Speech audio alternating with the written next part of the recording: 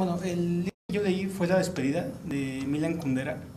A lo mejor algunos lo conocen por La insoportable levedad del ser, que es su libro más famoso. Este autor me gusta mucho porque hace novelas, y son novelas románticas, son novelas dramáticas, muy convencionales, muy trivial el asunto. Pero estas novelas enmarcan muchas veces problemas o temas muy filosóficos, cuestiones acerca del ser, acerca de la humanidad, el valor de la vida, etcétera, etcétera. Y además, la está enmarcada en países de Europa del Este durante el periodo comunista. Milan Kundera era de Checoslovaquia, tocó vivir el periodo de la Unión Soviética y se exilió en Francia por sus actividades políticas. Entonces es muy interesante ver cómo una persona que le tocó vivir esas experiencias, la visión que él tiene de lo que implicaba el mundo comunista en ese entonces.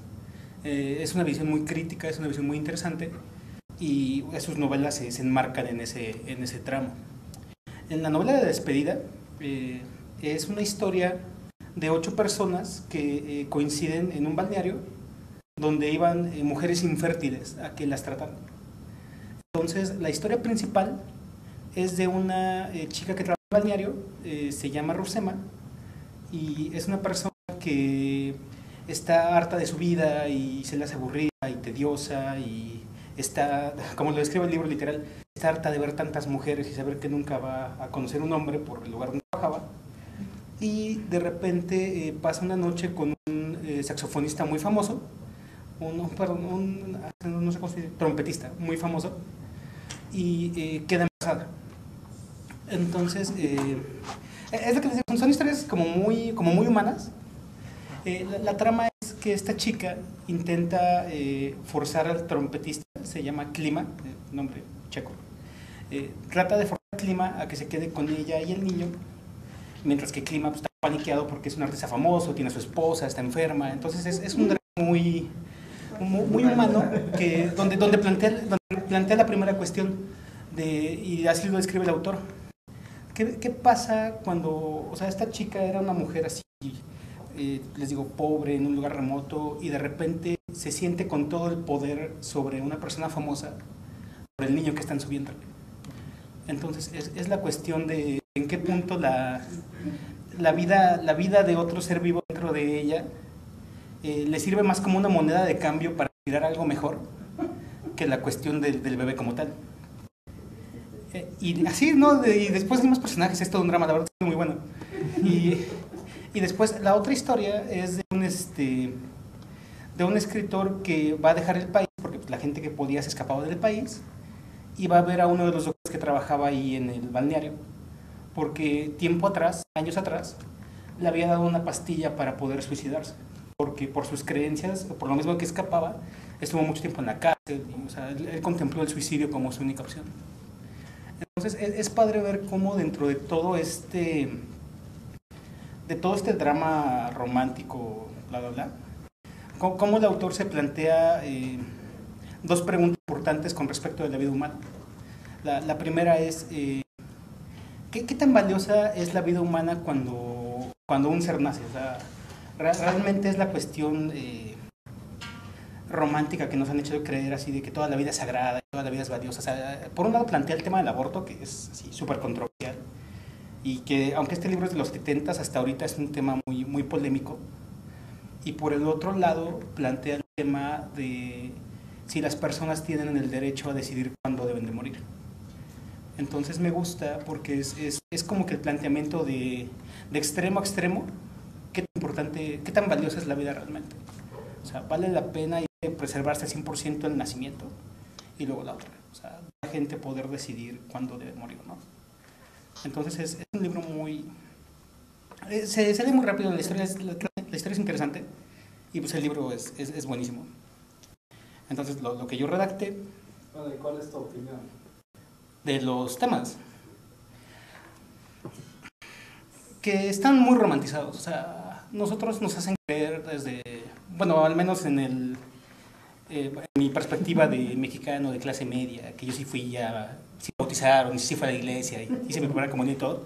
O sea, tú crees con la idea de que la vida es sagrada y la vida es bella y llega un niño al mundo y es el imperativo categórico de debe de nacer y debe llegar al mundo.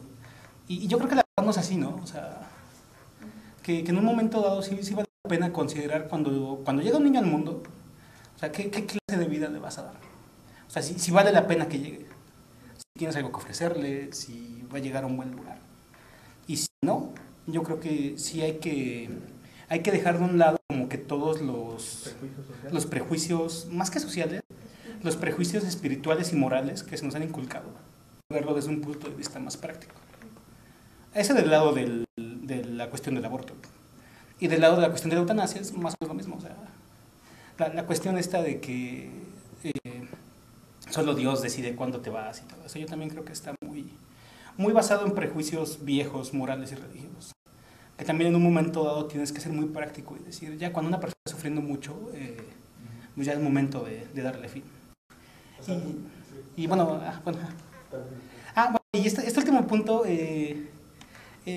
ahorita lo tengo medio cercano, porque un primo bastante lejano, pues, nieto del tío de mamá, o sea, es un primo que nunca conocí, la verdad. Nació muy enfermo y nació con leucemia. Y vivió hasta los 25 años, pero vivió muy mal. O sea, los últimos 3 años los últimos 5 años lo estaban dializando, o sea, una cuestión muy mala. El año pasado se cayó y se rompió la cadera y entonces, o sea, estaba en el hospital por diálisis, por el tema del cáncer, por el tema de el diálisis, el cáncer, me falta, ¿cómo es que les dije? La fractura.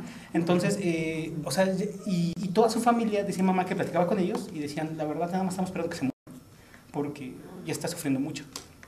Igual, uno de mis abuelos murió de diabetes y también lo mismo, o sea, mi familia decía, ya en las últimas, ya mi papá decía, déjenme las tijeras y váyanse porque ya me quiero morir.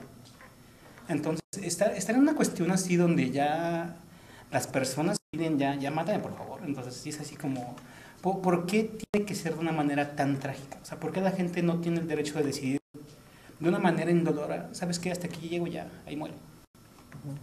Entonces, son temas muy controversiales, pero yo creo que sí ya no te puedes regir por la cuestión moral. Ya.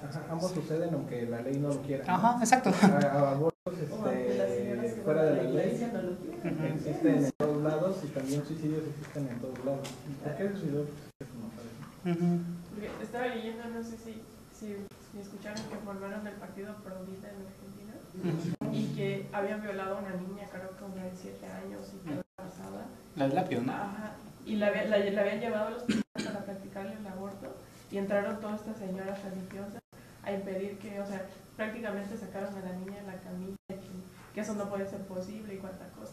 O luego han salido casos donde que dicen que el aborto es peor que un sacerdote viola a niños.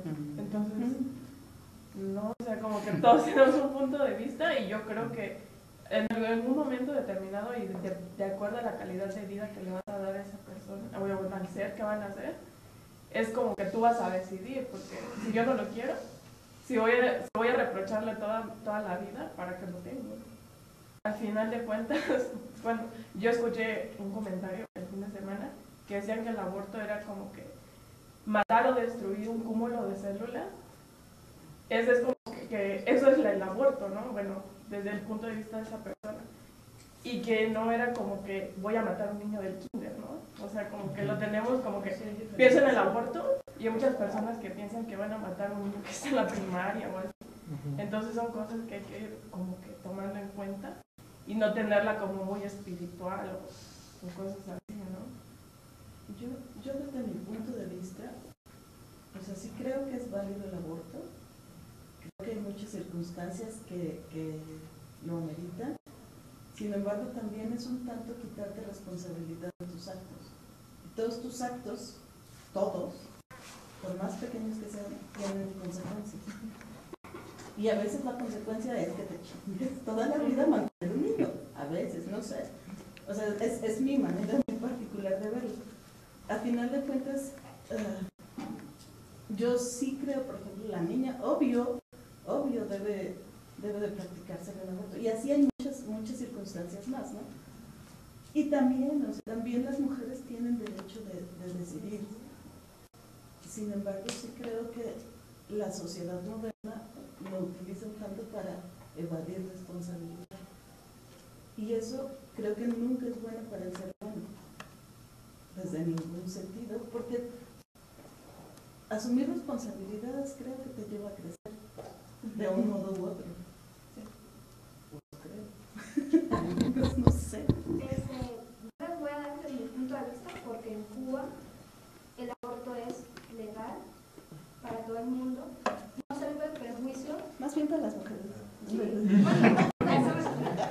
No se vive el prejuicio de que si tú abortes o hables de aborto te vean mal.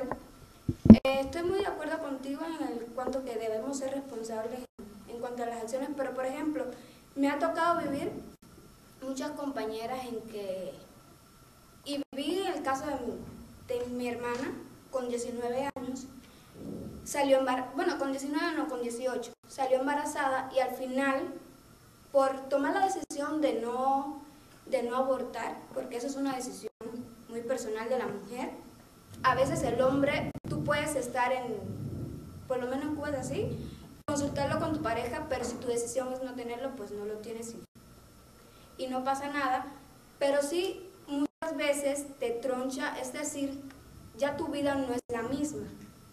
Es decir, hay muchos caminos o tienes ideas, planes, es tu responsabilidad porque no te cuidaste. Pero muchas sí se cuidan.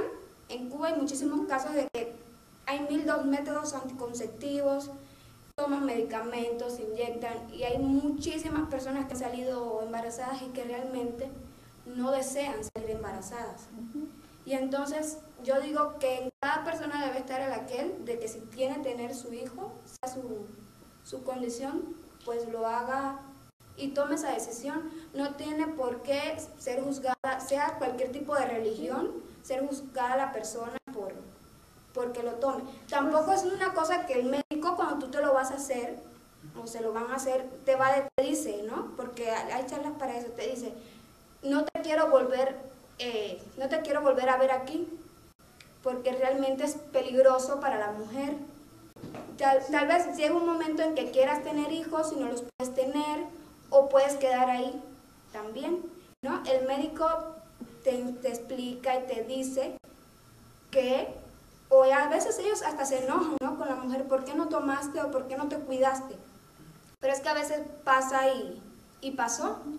Y entonces yo sí digo que aquí, por esa parte, deberían ser un poco más consecuentes, porque sí a veces se mira a la mujer un poco feo porque abortaste.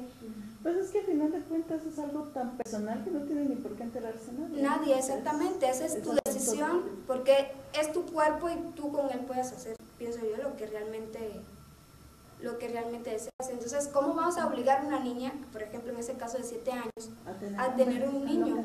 ¿O cómo vas a obligar a una niña de 12 años o 13 años que la violaron a tener el niño de una persona que la violó? Entonces son cosas que